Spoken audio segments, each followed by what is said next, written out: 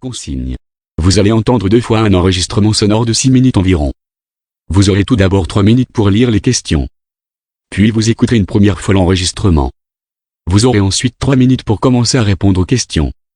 Vous écouterez une seconde fois l'enregistrement. Vous aurez encore 5 minutes pour compléter vos réponses.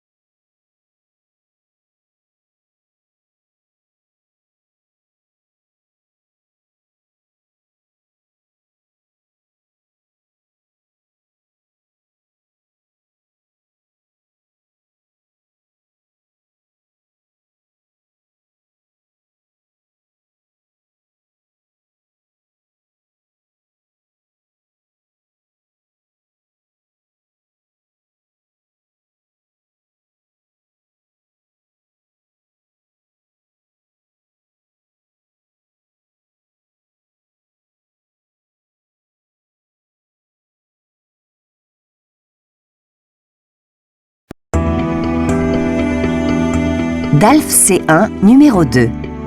Compréhension de l'oral. Que ce soit donc pour l'information avec le dossier médical partagé ou pour la télésanté, le numérique a profondément modifié notre système de santé. Les nouvelles technologies vont-elles aider les médecins et le système de santé à réaliser ce qu'ils n'arrivent plus ou pas encore à faire, et se dirige-t-on vers une médecine sans médecin? Pour en parler avec nous ce matin, Lucie Moreau. Bonjour. Bonjour. Vous êtes médecin aux urgences pédiatriques d'un hôpital dans l'Aude. Vous faites partie de la communauté de médecins ouverts aux nouvelles technologies, c'est ça? Tout à fait. Françoise Donnet, vous êtes, vous, dirigeante d'une association de patients. Bonjour. Bonjour. Alors, mesdames, les questions de la santé sont parmi les plus saisies. On entendait sur Google « Est-ce que Internet est devenu un moyen de pallier un manque d'information des professionnels du corps médical ?» On va demander d'abord à celle qui représente un peu les patients ici. Françoise Donnet, selon vous?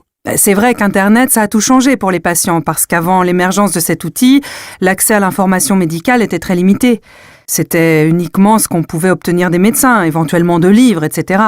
D'émissions de télé, de radio. Et Internet, ça a donné accès aux patients à cette information qui est très large. Ça leur a ouvert de nouvelles perspectives et probablement que ça modifie de façon assez profonde leur relation avec leur médecin, puisqu'ils arrivent en consultation avec des informations, avec des demandes, avec des sujets précis en tête. Et ça crée un dialogue qui est tout à fait nouveau, qui n'existait pas jusque-là. Aujourd'hui, une grande proportion de patients sont atteints de maladies chroniques.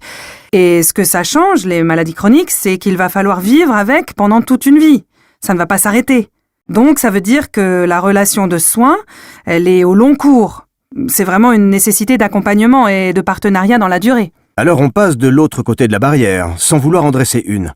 Mais Lucie Moreau, est-ce que ce n'est pas le revers de la médaille, quand on est médecin, de voir qu'aujourd'hui le patient arrive déjà avec une certaine connaissance, bonne ou mauvaise? Alors effectivement, il y a quelques réticences de la part des médecins, que j'avoue moi ne pas comprendre personnellement. Peut-être que certains ont l'impression que ça nous remet en cause, mais moi, je pense que pas du tout. C'est-à-dire que souvent le patient a été voir sur Internet et il arrive en consultation. Il a peur d'avoir un cancer parce qu'on a tapé un petit symptôme et qu'avec Internet, on va trouver de tout et n'importe quoi, jusqu'au plus grave. Et donc nous, notre rôle de médecin, ça va être d'aider le patient à trier l'information et à l'éclairer dans ce qu'il a trouvé. Et ce qui est très intéressant, c'est que si ce patient a fait la démarche d'aller sur Internet, c'est qu'il s'intéresse à sa santé. Et donc, on va pouvoir partir sur de bonnes bases. On va pouvoir expliquer, éduquer, et ensuite le couple médecin-patient pourra mieux fonctionner. Lucie Moreau, vous avez donc l'impression aujourd'hui qu'il y a une élévation de l'expertise, de la connaissance, de la santé par les patients. Alors comme je le disais, il est très important que les patients soient le plus éclairés possible. Je crois que le médecin va être là pour expliquer, puisque généralement ce que l'on reproche à Internet, c'est qu'il y a trop d'informations. Le médecin va être là pour guider le patient, et c'est vrai que du coup, on change un petit peu cette interaction. Je pense que c'est extrêmement bénéfique, mais aussi pour les deux parties. Ça implique que le médecin se remette en question lui-même, qu'il continue à se former et qu'il maîtrise justement ses outils Internet. Et donc, ça nous oblige à sortir, nous médecins, aussi de notre cadre qui peut être, même si la pratique au quotidien est assez difficile, qui peut être un petit peu confortable. Donc on a dû aussi, nous, se réapproprier ce champ-là. La part de l'humain reste importante dans ce qu'on développe encore aujourd'hui. Où fixer la limite, en fait, dans ce qu'on peut faire ou ne pas faire? Est-ce que c'est un problème uniquement technologique, Françoise Daunet? Non, ce n'est pas un problème uniquement technologique. Je crois que les patients souhaitent être accompagnés dans leurs problèmes de santé et la part de l'humain, elle est plus que jamais indispensable.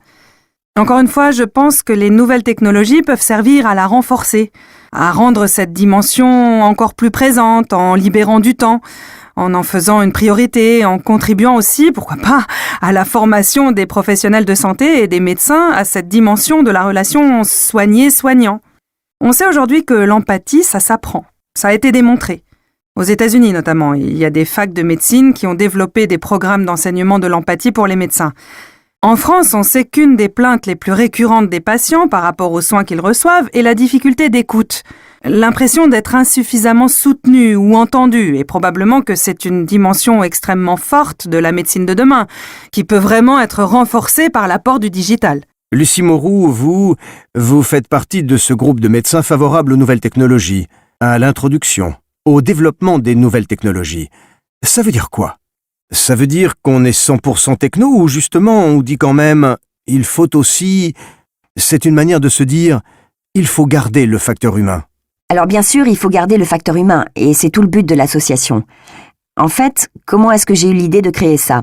C'est simplement qu'en ayant un pied dans les deux mondes, puisque je suis à mi-temps à l'hôpital et le reste de mon temps, c'est dédié à des activités de e-santé, en start-up, en journalisme, etc. Et dans le monde de la médecine, je rencontrais en fait beaucoup de médecins qui avaient plein de bonnes idées avec les technologies pour améliorer la médecine. Mais simplement, ils n'avaient aucune compétence technologique et donc les idées restaient à l'état embryonnaire. Et de l'autre côté, quand je rencontrais des entrepreneurs, ils avaient aussi beaucoup d'idées dans la santé, sauf que c'était un peu « je veux appliquer la techno à la santé, mais j'ai pas l'expertise médicale ». Et donc, comme le disait Françoise tout à l'heure, les outils n'étaient pas forcément adaptés à la pratique. Et je me suis dit, mais c'est quand même dommage. Si ces deux mondes discutaient, ils pourraient fabriquer de meilleurs outils avec des plus grandes valeurs ajoutées pour les médecins et les patients. Et alors, on a vu pas mal de choses qui étaient bien. Qu'est-ce qui n'est pas bien selon vous? Alors, je peux vous donner... Alors en fait, si on reste général, ce sont les technologies qui prennent du temps. C'est exactement ce que disait Françoise tout à l'heure. Si moi, dans ma pratique, on me rajoute un outil qui me fait passer 10 minutes de plus sur mon ordinateur, le dos tourné au patient, moi, ça ne va pas me plaire. Mais le patient non plus, ça lui plaira pas. Donc toutes les technos, en fait, qui ne sont pas là pour soit faire gagner en temps ou en efficacité, ça ne marchera pas. Ce que le médecin et le patient ont besoin, c'est de pouvoir être plus efficace, soit dans la gestion du patient, soit le patient dans la gestion de sa maladie, pour pouvoir avoir plus de temps face à face.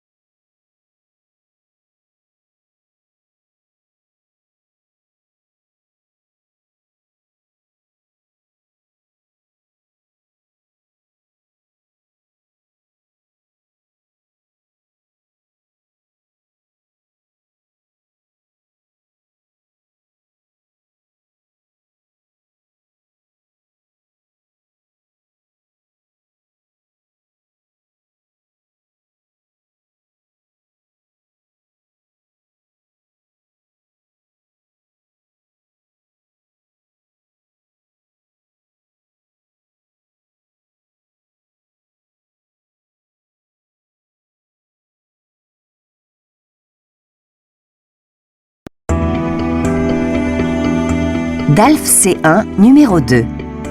Compréhension de l'oral.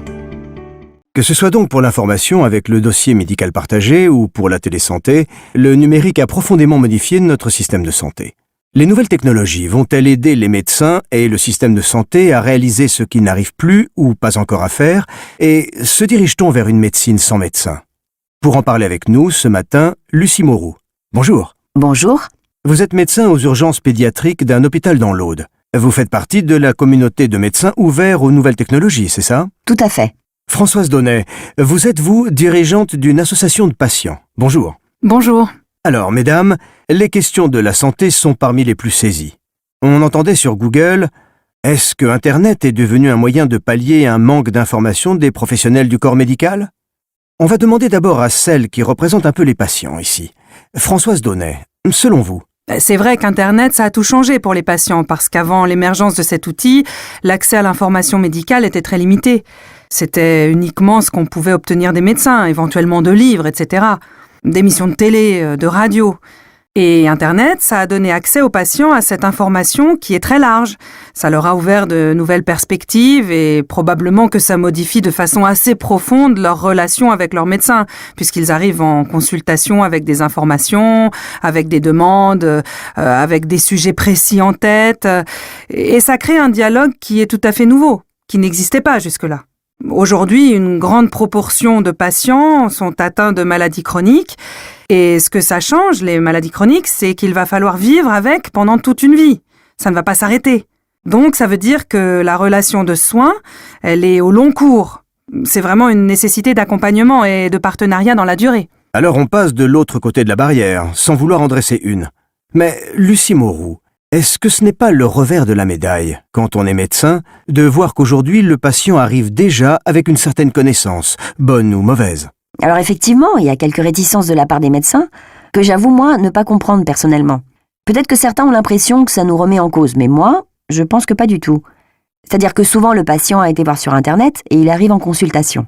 Il a peur d'avoir un cancer parce qu'on a tapé un petit symptôme et qu'avec Internet, on va trouver de tout et n'importe quoi, jusqu'au plus grave. Et donc nous, notre rôle de médecin, ça va être d'aider le patient à trier l'information et à l'éclairer dans ce qu'il a trouvé. Et ce qui est très intéressant, c'est que si ce patient a fait la démarche d'aller sur Internet, c'est qu'il s'intéresse à sa santé. Et donc, on va pouvoir partir sur de bonnes bases. On va pouvoir expliquer, éduquer, et ensuite le couple médecin-patient pourra mieux fonctionner. Lucie Moreau, vous avez donc l'impression aujourd'hui qu'il y a une élévation de l'expertise, de la connaissance, de la santé par les patients. Alors, comme je le disais, il est très important que les patients soient le plus éclairés possible.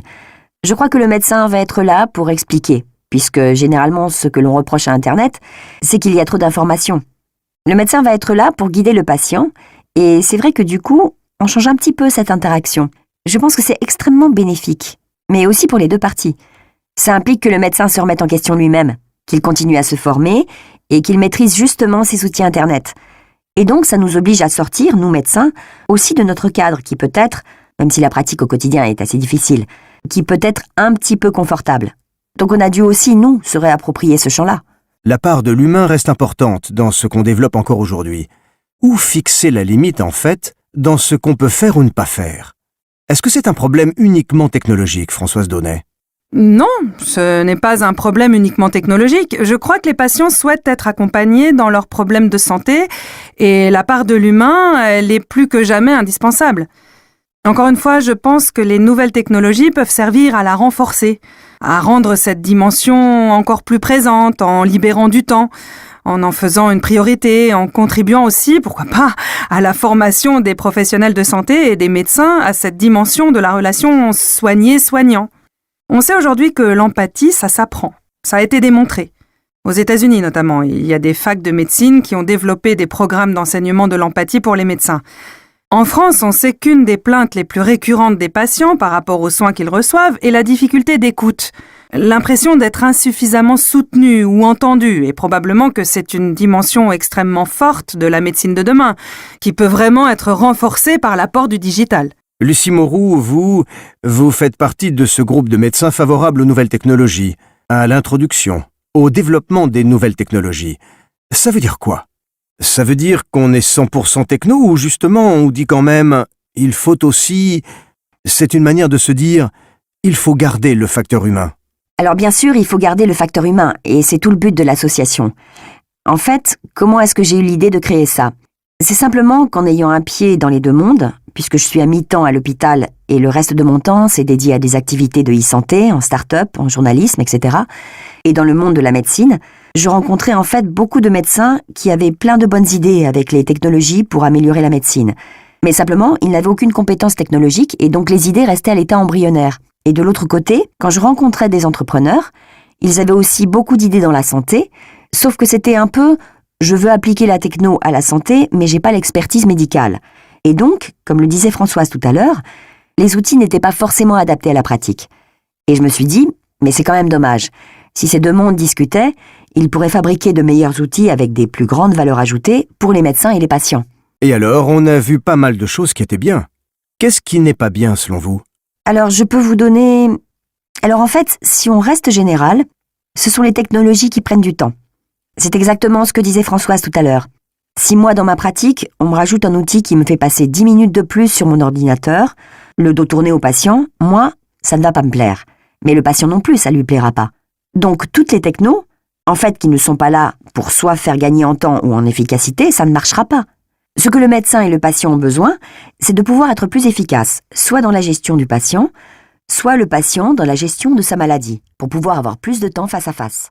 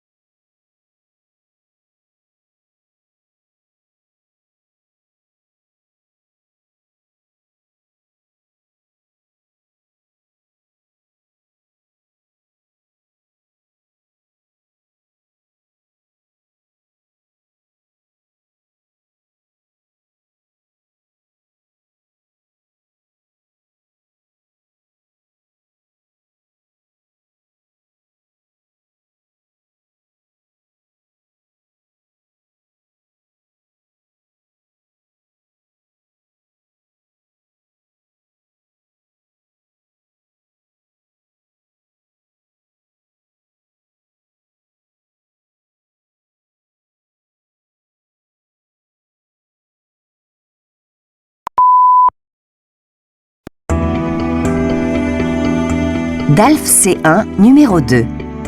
Compréhension de l'oral. Que ce soit donc pour l'information avec le dossier médical partagé ou pour la télésanté, le numérique a profondément modifié notre système de santé. Les nouvelles technologies vont-elles aider les médecins et le système de santé à réaliser ce qu'ils n'arrivent plus ou pas encore à faire, et se dirige-t-on vers une médecine sans médecin? Pour en parler avec nous ce matin, Lucie Moreau. Bonjour. Bonjour. Vous êtes médecin aux urgences pédiatriques d'un hôpital dans l'Aude. Vous faites partie de la communauté de médecins ouverts aux nouvelles technologies, c'est ça? Tout à fait. Françoise Donnet, vous êtes, vous, dirigeante d'une association de patients. Bonjour. Bonjour. Alors, mesdames, les questions de la santé sont parmi les plus saisies. On entendait sur Google « Est-ce que Internet est devenu un moyen de pallier un manque d'information des professionnels du corps médical ?» On va demander d'abord à celle qui représente un peu les patients ici.